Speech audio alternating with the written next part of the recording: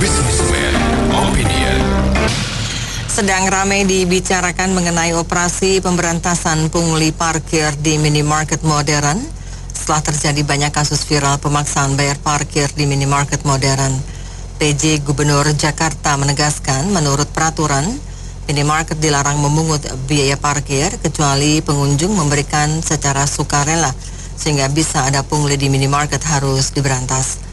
Apa komentar Anda mengenai pungutan parkir di minimarket ini? Apakah memang bisa diberantas? Apa pengalaman Anda? 633-9160 dan WhatsApp call 0816924924 kami buka untuk Anda. Bu, mimpi itu Bu, mimpi di hari siang, di siang bolong. Itu banyakan tuh pemerintah kita tuh aparat itu semangat air soda. Air anget-anget teh ayam. Dari dulu sejak saya masih kecil, itu dari dulu sampai sekarang saya udah tua begini, itu terjadi. Jadi nggak bisa diharapkan lah itu. Karena apa? Makin lama pengangguran makin banyak, tenaga kerja makin banyak. Orang tuh generasi muda sekarang tuh perlu kerja, tapi nggak ada kerja. Jadi itu perlu makan, dia perlu fasilitas apalah, dia bisa beli gadget lah, bisa beli ini, tapi nggak ada sekarang. Pengangguran banyak, preman-preman jadi banyak. Itu mimpi Bu, mimpi di yang bolong. Ya, makasih. Kalau menurut saya parkir adalah salah satu pemasukan negara yang belum dikelola dengan baik lah itu aja ya. Jadi dikelola dengan buruk gitu aja menurut saya. Pengelolaan pemasukan untuk parkir itu adalah sangat buruk sekali gitu aja. Nah, dikarenakan buruknya penanganan pemasukan tadi sehingga ada loophole yang begitu banyak gitu aja di luar sana, sehingga ini dimanfaatkan oleh orang-orang yang tidak bertanggung jawab. Ya, salah satunya adalah pengelolaan ini juga ada pengelolaan dibagi dua juga, pengelolaan oleh pribadi dan juga pengelolaan oleh ormas. Ya, nah inilah yang akhirnya pribadi ini menjadi preman-preman, dan ormas-ormas ini juga kan tidak terkontrol juga karena mereka adalah semuanya terselubung. Ya. Jadi sudah tahu antara berhubungan sama RT, RW dan lain-lain ya mengenai kekuatan mereka. Jadi sebenarnya kembali lagi ke pemerintahnya mau nggak sih gitu aja untuk mengurus ini. Kan sebenarnya uangnya lumayan gitu aja, cukup besar gitu aja. Ya untuk dana pendidikan juga harusnya juga bisa berkontribusi, tetapi kan tidak. Ya ini hanya pembodohan saja masyarakat akhirnya. Dan ditambah lagi dengan kekurangannya pekerjaan, ya kan. Dan ini menjadi salah satu profesi yang informal yang sekarang ini jadi tren gitu aja. Terima kasih. Oke, saya bicara sebagai orang awam aja ya. Kita ini kan kalau kita melihat ke zamannya gubernur sebelumnya Ahok ya, itu kan parkir udah dibenahi itu dengan sistem langsung dengan mesin segala. Jadi juru parkirnya digaji. Itu kan sudah bagus. Tapi yang nyatanya kan begitu gubernurnya ganti, dibalikin lagi ke sistem awal. Udah jelas-jelas itu uangnya lari kemana ya. Terus kedua, saya pernah dapat istilah di kita tuh ini gampang banget. Orang dari daerah, dari kampung ada kerja, datanglah ke Jakarta, belilah fluid, tiup-tiup jadi dapat duit. Enak kan? Kerja apa lagi yang tinggal fluid dapat duit gitu aja. Kembali lagi saya Bang Pemda DKI, ya itu kembali lagi Bang saya ayam. Jadi gini Mbak ya, semuanya itu dari pemerintahnya sih yang ngajarin Mbak ya. Coba kita lihat di instansi pemerintah sekarang, gedung-gedungnya itu padahal itu kan milik negara, milik rakyat, itu kita dipungut dan bayarkan juga. Kalau tidak ada orang pakai mesin, yang banyak yang orang-orang dari mereka juga. Harusnya kan itu fasilitas umum, fasilitas kita ngurus apa-apa kayak di kantor polisi lah, di kantor pajak lah. Itu, aduh, kita dikenakan pajak juga ibaratnya. Sama mereka kita cuma berapa detik ngurus, padahal untuk kepentingan mereka juga kita urus-urus itu kan. Itu satu ya, kembali lagi saya bilang. Kalau yang kayak begitu-begitu kecil lah, Gubernurnya saja suruh turun ke sana. Kalau mereka mau ini jangan bicara saja. Kembali lagi saya lihat di lingkungan sekolahan sekarang, Mbak, lingkungan sekolah anak-anak kita SMP, SMA, coba itu di lingkungan rumah, di lingkungan sekolahnya itu di di lingkungan sekolah, saya bilang tuh rumah-rumah yang bertetangga dengan sekolah itu udah banyak jadi parkiran, Mbak. Anak-anak sekolah kita itu dikenain bulanan itu sama warga-warga sana. Itu suruh kontrol yang tempat-tempat sekolah anak-anak kita ini. Anak sekolah kita nggak boleh bawa kendaraan, nggak boleh. Gimana? Harusnya kan kalau zaman saya dulu waktu saya sekolah difasilitasi untuk motor di sekolahan itu. Ini anak kita tidak difasilitasi tempat parkir, yang mereka udah kampung setempat itu udah jadi manfaat buat mereka bulanan, jadi anak-anak kita itu nggak tanggung-tanggung itu. Bayangin aja, nggak usah mahal-mahal 2.000 sehari kali sebulan. Anak kita dibebankan juga biaya. Habis gimana kalau nggak bawa kendaraan umum kita nggak ada untuk ke sekolah anak-anak itu. Itu dulu yang ke tempat pendidikan anak-anak kita. Katanya biaya sekolah mau gratis ya kan. Tapi biaya-biaya silumannya itu nggak kelihatan. Harusnya mereka bukan yang nggak kelihatan. Mereka tahu, ngerti sebetulnya. Nggak tahu, saya bilang kembali lagi. Itu diciptakan kayak sekolahan sebetulnya di lingkungan itu aman-aman saja. Sekarang udah bisnis semua di lingkungan itu semuanya, di sekolahan itu. Jadi lahan parkir itu nggak tahu kita ada weca-weca nggak saya antara pihak sekolahan atau dengan kampung setempat itu. Ya kembali lagi saya bilang tadi, kita dilihat media kaca itu ada Pak RT-nya ketangkep sama dishub ya kan, pengelola parkirnya itu Pak RT-nya. Nah memang itu nggak di sini juga banyak lah kayak gitu.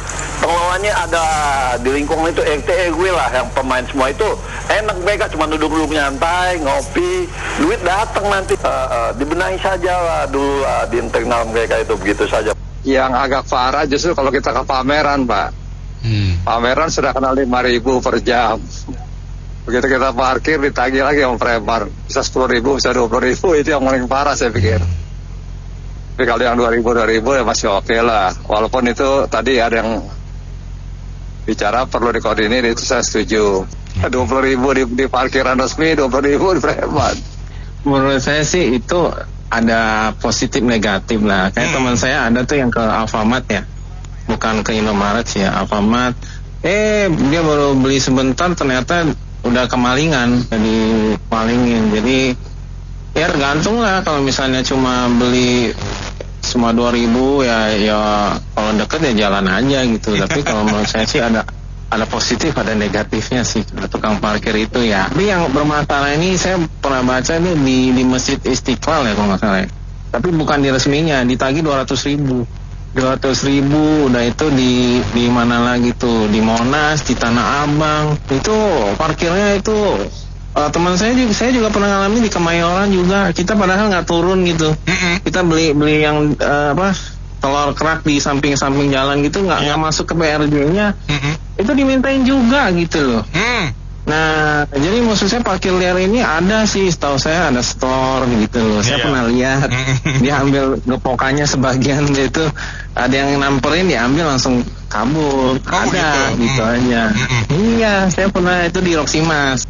Jadi menurut saya sih nggak ada lah yang istilahnya di belakangnya itu nggak ada, ntar diberesin, ntar ada lagi gitu. Menurut saya gitu aja, ntar ganti gubernur begitu lagi. Jadi di Morakarna juga sama kan, yang katanya parkir bayar sendiri ya, dia ada mesinnya gitu. Nggak jalan juga sekarang, pakai orang juga, cuman ya masih mending lah, masih wajar tarifnya. Tapi kalau yang itu ratusan ribu gila sih kalau menurut saya. Aturan yang dibacakan oleh Pak Heru itu tidak boleh pakai kata tapi.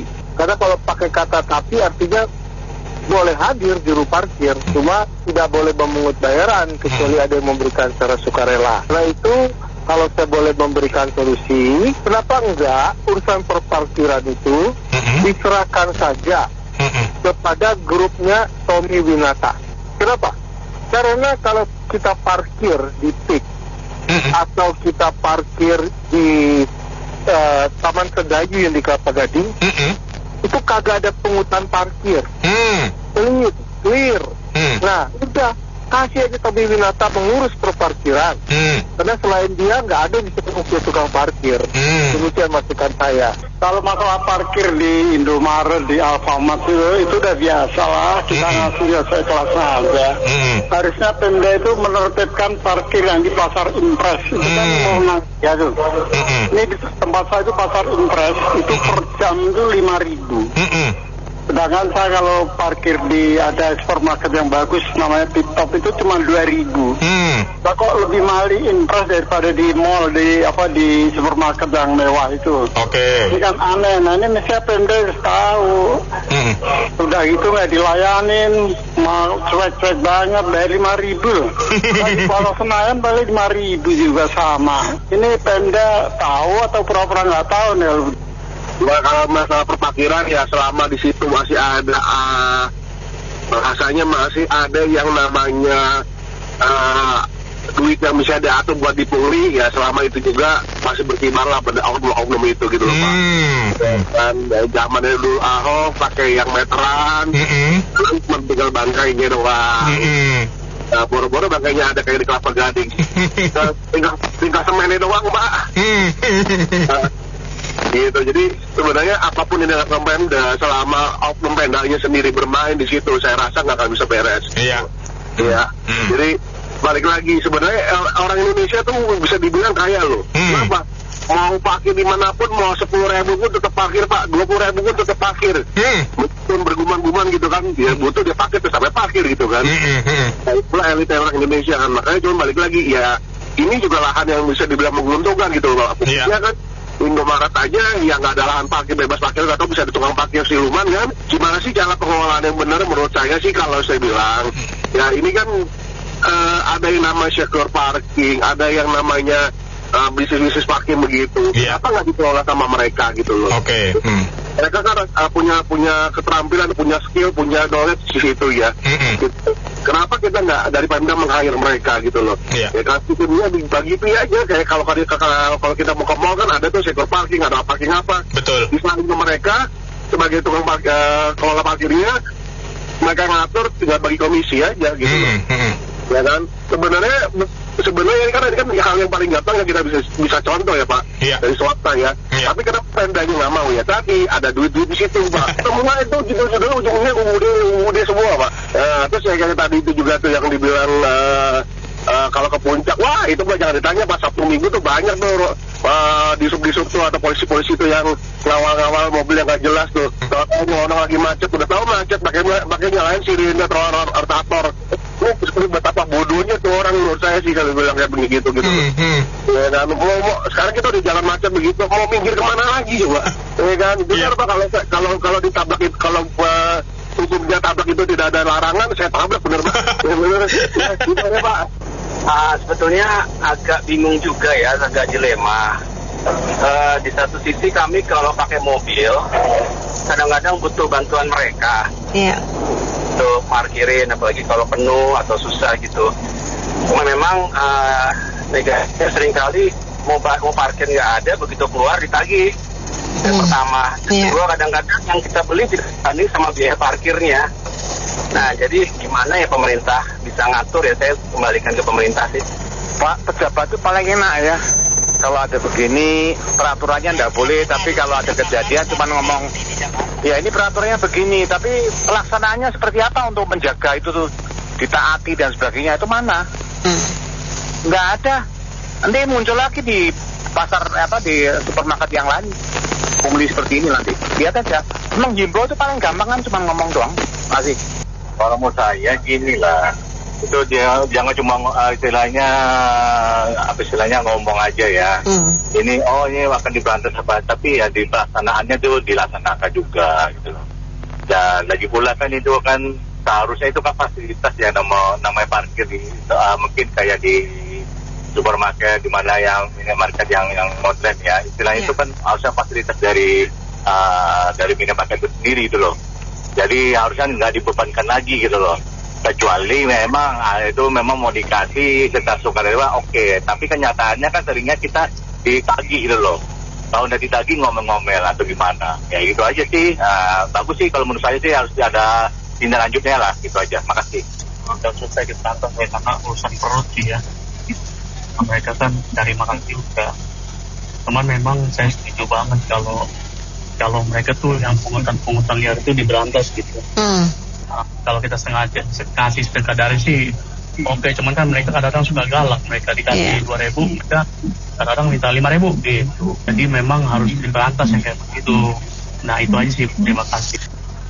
Iya, kalau untuk parkiran di minimarket itu memang alangkah baiknya memang diberantas ya. Tapi ada kecenderungan itu kan sama aja dia jaga yang kita ke supermarket, minimarket, kemanapun mau nggak mau kan dia juga ikut jaga. Nah ini nanti efeknya bagaimana nih Bu? Ini aja. Jadi maksud saya bagus kalau diberantas. Memang kadang tukang parkir itu di situ kan ada preman-premannya juga kan ada itu jelas itu. Kadang memang galak-galak memang ya. Tapi ada juga yang enggak. Cuma yang maksud saya itu tadi kalau diberantas semua ya kan yang kita ke supermarket terus yang jaga mau nggak mau kan motor memang dikunci ya. Tapi kalau ada tukang parkir lebih aman lagi.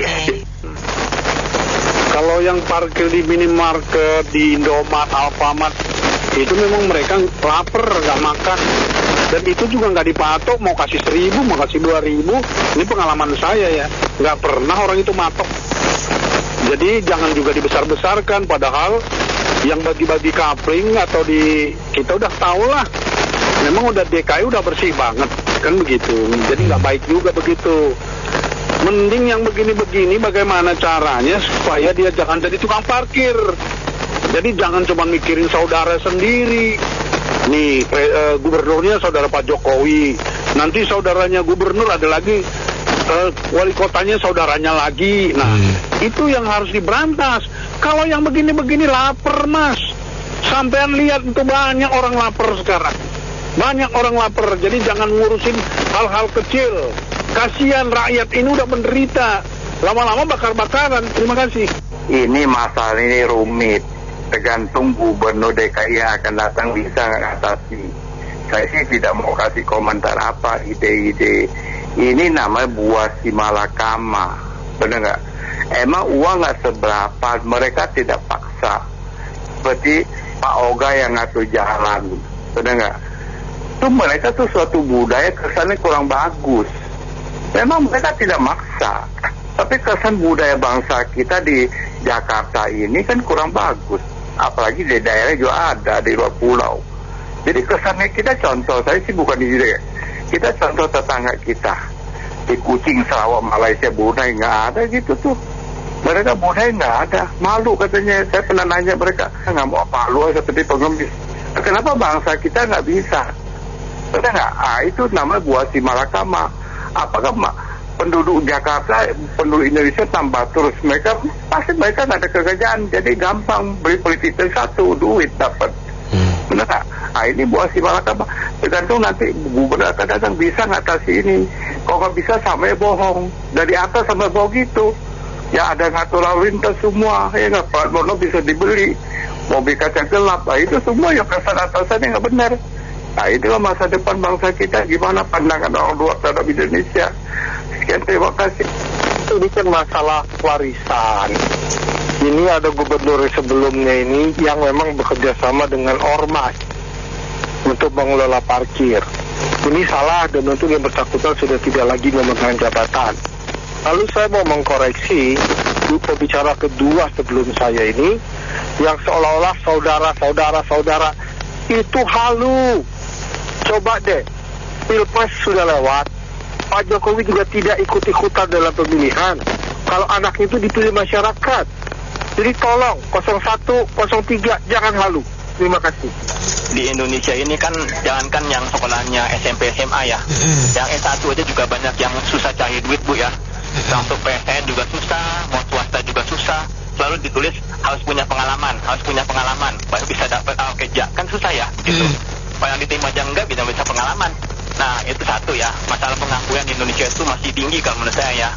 Nah mereka ini kan mau nggak mau ya, ada yang jadi kaki lima, pengamen, ada yang jual parkir. Itu menurut saya sih sebenarnya nggak apa-apa ya, asal jangan dipaksakan. Misalnya minta duit kayak waktu itu yang di TV ya, di minta 100.000 ya, ya itu kebangetan sih Bu. Misalnya kayak di tempat saya tuh ada yang Indomaret, ada yang pakai jasa parkir juga, ada juga yang enggak ya. Kalau yang pakai jasa parkir itu paling kalau mobil paling tinggi 5.000 lah diminta. Itu juga kalau mau motor paling 2.000 ya, nggak lebih dari itu. Dan juga tukang parkirnya itu saya lihat bagus ya jaganya, nggak ada mobil yang hilang. Bahkan yang naik mobil nih misalnya bawa belanjaan juga dibantuin gitu Bu ya sama tukang parkirnya.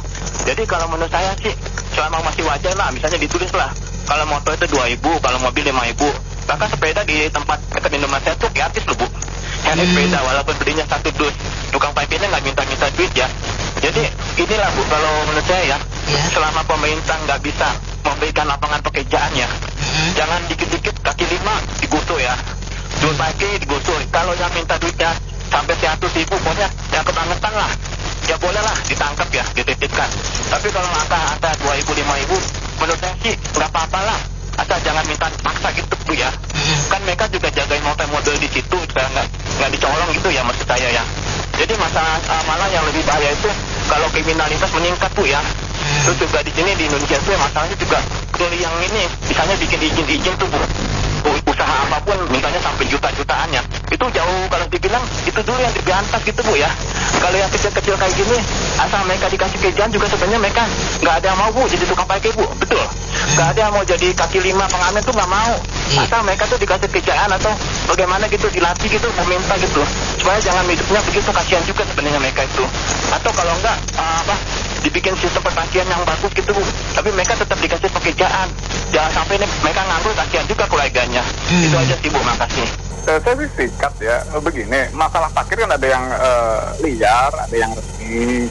Nah, kalau yang liar itu harus ditertibkan apa tidak, kan seharusnya ada izin dan harus bertanggung jawab pada kendaraan bermotor yang diparkirnya. Misalnya ada cacat lah, kehilangan lah motornya. Rata-rata kan kalau kehilangan motor apa mobil gitu masa bodoh, tapi uang parkirnya diambil. Kemungkinan terjadi selama ini seperti itu. Nah, tinggal dipakai liar atau resmi. Dan ini kalau mau dibuat aturan, ya aturan yang mengenakan juga bagi rakyat, dengan bagi yang pungut pajak aja. Masalahnya uang pajak selama ini kan kita tahu sendiri, dikorupsi lagi kemudian kan gitu. Jadi kita bayar pajak ini itu ujung-ujungnya juga dikorupsi nantinya, kan masih seperti itu. Tapi kalau nggak diatur juga nggak benar kalau liar-liar ini. Jadi harus juga diatur sih, cuman nanti yang baik bagi rakyat tuh gimana sih? Yang tidak mau membebani rakyat banget tuh bagaimana sih? Yang bertanggung jawab sama kendaraan rakyat itu bagaimana sih? Dan itu harus konsisten ya, jangan seperti tadi yang ada kotoran itu anget-anget itu. Nah itu kan nanti kalau hanya tidak konsisten, kalau udah bagus hanya setengah-setengah, akhirnya nggak selesai itu masalah. Di negara kita selama ini begitu, ada kebijakan kelihatannya bagus nih teori, dijalannya bagus, tapi sebentar besoknya rusak lagi, kayak pungli ya. Kan bebas pungli, presiden bilang gitu. Ya berjalannya 1-2 hari, seminggu, besoknya pungli lagi birokrasi. Kan seperti itu, bahkan di jalan-jalan. Ya inilah kemungkinan negara kita seperti ini. Konsistensinya yang meragukan. Kalau ada kebijakan bagus di Pemda, di pusat, kemungkinan seperti itu. Konsistensinya sampai di mana, seperti itu. Itu seperti kendala yang disampaikan oleh Bapak Jansen tadi adalah sebuah cerita klasik ya. Jadi sebuah problem yang tidak pernah serius ditangani pemerintah, hanya membuat sebuah solusi-solusi ringkas, namun tetap menyisakan masalah utama, yaitu benar kata Pak Jansen, banyaknya pengangguran, banyaknya anak-anak muda kita yang tidak punya lapangan pekerjaan, sehingga mereka mencari peluang-peluang apapun yang ada di lingkungannya untuk mendapatkan nafkah buat keluarga mereka. Dan kita pahami, kita ketahui bersama, mereka membentuk kelompok-kelompok lembaga swadaya masyarakat untuk bisa lebih kuat, bisa mendapatkan porsi daripada penggunaan lahan-lahan parkir tersebut. Namun sebetulnya kalau pemerintah daerah kita ini mau serius menangani, bisa. Karena di beberapa lokasi, itu tidak semua lokasi loh yang ada parkir liarnya. Ada beberapa lokasi yang manajer tokonya atau masyarakat setempatnya itu menyelesaikan masalah tersebut dengan baik. Jadi tidak ada lagi LSM yang bercokol di situ, kemudian memberikan jasa layanan parkir tanpa makna yang bermanfaat buat para pengguna dan justru menjadi beban buat para pengguna masyarakat umum. Jadi kembali ke pemerintah, maukah menyelesaikan masalah ini dengan tuntas atau hanya hanya di bibir saja? Betul. Demikian, terima kasih. Namanya parkir liar sih memang masyarakat sih sangat resah sekali ya. Bahkan ya ambil contoh nggak tahu di kota mana, aku pun juga ada pernah lihat di Instagram. Ada juga yang jukir-jukir gitu backingan sama ormas-ormas.